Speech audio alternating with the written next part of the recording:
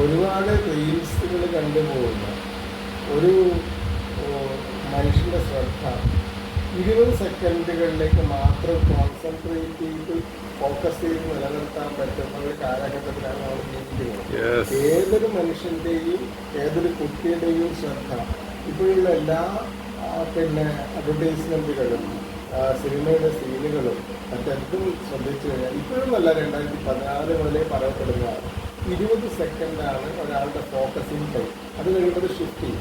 അതനുസരിച്ചിട്ട് എല്ലാ മാധ്യമങ്ങളും അതുപോലെ തന്നെ ഇപ്പം നമ്മൾ പല മാധ്യമങ്ങളിലും വാർത്തകളിൽ കാണാറുണ്ട് സർജിക്കൽ എന്നുള്ള വ്യക്തി. അതായത് വളരെ പെട്ടെന്ന് വന്ന് വളരെ പെട്ടെന്ന് കാര്യങ്ങൾ അവതരിപ്പിച്ച് 20 സെക്കൻഡ്.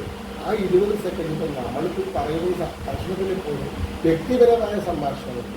ഈ കവിതാക്കൾ തമ്മിലുള്ള സംഭാഷണമാണെങ്കിൽ പ്രണയപുരസരമുള്ള സംഭാഷണങ്ങളാണെങ്കിൽ 20 സെക്കൻഡിലധികം. അതുകൊണ്ടാണ് ഋഷിരാജ് സിംഗ് IPS പണ്ട് പറഞ്ഞത്, ഒരു സ്ത്രീയെ ഇത്ര സെക്കൻഡുകൾക്കധികം നോക്കിക്കഴിഞ്ഞാൽ അതൊരു ക്രിമിനൽ കുറ്റമാണ് എന്ന് പറയാൻ കാരണം അത് ഫോക്കസ് ടൈമാണ്. ഒരു മനുഷ്യൻ ഇപ്പോൾ ഈ കാലഘട്ടത്തിൽ സ്വതസിദ്ധമായിട്ടല്ല സ്വതസിദ്ധമായിട്ട്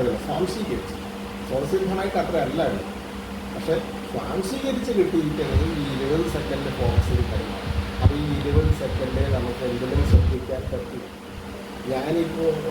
ഞാനെന്നല്ല അങ്ങനെന്നല്ല ആര് പറഞ്ഞത്, അവർ പറയുന്നത് 20 സെക്കൻഡ് ഫോക്കസ് ചെയ്തതിനു ശേഷം നമ്മുടെ ഫോക്കസ് ഷിഫ്റ്റ് ചെയ്യും. 20 സെക്കൻഡോ 20 മിനിറ്റാണോ? 20 സെക്കൻഡ് 20 മിനിറ്റ് എന്ന് പറയുമ്പോൾ സുഹൃത്തെ അത് വളരെ അധികം. 20 സെക്കൻഡൊക്കെ ഫോക്കസ് ചെയ്യുന്ന ചില കുട്ടികളെല്ലാം ഒരു പരിപാടി കൊണ്ടുപോയാലേ കുട്ടികൾ മാക്സിമം നിൽക്കുന്ന 20 മിനിറ്റ് അവർ നിൽക്കുക. പോവാ അത് 20 സെക്കൻഡിന്റെ ഒരു വ്യാപ്തീകരിച്ച രൂപമാണെന്ന് പറയുന്നത്. പക്ഷേ 20 സെക്കൻഡിലധികം നമുക്ക് ഫോക്കസ് ചെയ്യാൻ പറ്റില്ല. അതിന് നമുക്ക് മറ്റ് സങ്കേതങ്ങൾ ഉപയോഗിക്കേണ്ടി വരും. തൽക്കാലം നമുക്ക് ഈ ദാരിദ്ര്യം സംഭവിച്ച് പോയത് പോകും. അപ്പം അതുകൊണ്ട് ഇത്രയേ ഉള്ളൂ. തന്നതില്ല പലരും ഉള്ളു കാട്ടുവാൻ ഒന്നുമേ നരകമായ വിശ്വരും ഇന്ന് ഭാഷയത് അപൂർണമീനപ്പോ വന്നു പോകും പിഴയും അർത്ഥശങ്കയാണ്. പരസമ്പത്ത് അത്രയും ലിമിറ്റഡാണ് ഈ കാലഘട്ടത്തിൽ. ഈ കാലഘട്ടത്തിൽ നിന്ദിച്ചുകൊണ്ടല്ല പറയുന്നത്. ഈ കാലഘട്ടത്തിലാണ് നമ്മൾ ജീവിക്കുന്നത്. ഈ കാലഘട്ടത്തിൽ ജീവിക്കാൻ നിർണയിക്കപ്പെട്ട ഒരാളാണ്. ഇതിനോട് സമരസപ്പെട്ടുകൊണ്ട് സഹജമായി ജീവിക്കുക. പക്ഷെ ഈ യാഥാർത്ഥ്യങ്ങൾ മനസ്സിലാക്കുക ഇങ്ങനെയൊക്കെയാണ് എന്നുള്ളത്. ഇതിനെ മാറ്റാനൊന്നും മെനക്കെടില്ല.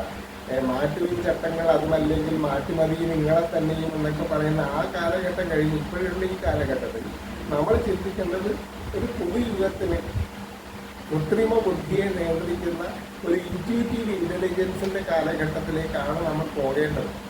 അപ്പം അതുകൊണ്ട് അതനുസരിച്ചുള്ള സർഗാത്മകതയിലേക്ക് നമ്മുടെ വീക്ഷണം ഉയരണം എന്നുള്ളതാണ്. ഇപ്പം നമ്മൾ എന്ത് ചെയ്ത് കഴിഞ്ഞാലും അത് ആർട്ടിഫിഷ്യൽ ഇൻ്റലിജൻസ് ക്യാപ്ചർ ചെയ്യും. അപ്പം അതുകൊണ്ട് നമ്മുടെ സർഗാത്മകതയ്ക്ക് എവിടെ വേദിയുണ്ട്, എന്താണ് നമ്മൾ ചെയ്യേണ്ടത് എന്നുള്ളതിന് ആദ്യ ഉത്തരവുള്ളത് പ്രചോദനാത്മകമായ ബുദ്ധി എന്നുള്ളതിലാണ്. ഇൻറ്റ്യൂട്ടീവ് ഇൻ്റലിജൻസ് അത് എങ്ങനെ ഡെവലപ്പ് ചെയ്യേണ്ട ആവശ്യമില്ല. നമ്മുടെ അടുത്ത് അത് ഉണ്ട്. നമ്മൾ സ്വാംശീകരിച്ച മാലിന്യങ്ങൾ അങ്ങ് ഒഴിവാക്കിയാൽ മതി. നമ്മളെ ജിത്തു കൃഷ്ണമൂർത്തി പറഞ്ഞ ഫ്രീഡം ഫ്രം ദി നോൺ. അയാൾ ബുക്ക് കിട്ടേണ്ട ജിത്തു കൃഷ്ണ ബുക്ക് നിങ്ങൾ വായിച്ചിട്ടുണ്ടോ? നമുക്കൊരു ബുക്ക് വേണമായിരുന്നു. അതിൽ വായിക്കേണ്ട പുസ്തകമാണ് ജിത്തു കൃഷ്ണമൂർത്തിയുടെ ഫ്രീഡം ഫ്രം ദി നോൺ, അറിഞ്ഞതിൽ നിന്നുള്ള മോചനം. നമ്മൾ എന്തൊക്കെയോ അറിഞ്ഞു വെച്ചിട്ടുണ്ട്, പ്രയോജനമുള്ളതുണ്ടാവാം, ഇല്ലാത്തതുണ്ടാവാം. പക്ഷെ നമ്മൾ അറിഞ്ഞതിൽ നിന്നുള്ള മോചനമാണ് സ്വാതന്ത്ര്യം. നമ്മൾ എന്തൊക്കെ നമ്മൾ അറിഞ്ഞിട്ടുണ്ട്, ആ അറിഞ്ഞതിൽ നിന്ന് ഉള്ള മോചനമാണ് സ്വാതന്ത്ര്യം എന്നാണ് ജിത്തു പറയുന്നത്. രജനീഷും അത് തന്നെയാണ് പറയുന്നത്, രമണ മഹർഷിയും അത് തന്നെയാണ് പറയുന്നത്. എത്രയോ സഹസ്രാബ്ദങ്ങൾക്ക് മുമ്പ് മഹർഷിമാരും അതാണ് പറഞ്ഞത്, സെയിൻസ് അതാണ് പറഞ്ഞത്, സൂഫികളാണ് അതാണ് പറഞ്ഞത്. നമ്മൾ അറിഞ്ഞതിൽ നിന്നുള്ള മോചനമാണ്. വാക്കുകൾ അപ്പുറത്ത് ഏതോ വാചോ നിവർത്തന്റെ അപ്രാപ്തി മനസ്സാ സഹായം പറയും.